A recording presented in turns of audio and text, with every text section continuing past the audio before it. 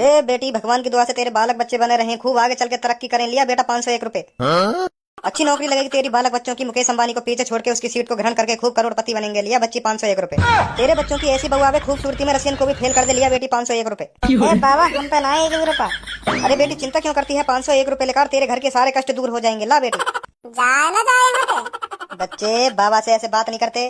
तो तू बाबा लक्काते रहो बाबा, घड़िया लेकर जाए यहाँ तो नहीं, कार के नीचे ऐसा दंगो अभी दबा दूंगा तो 501 रुपए।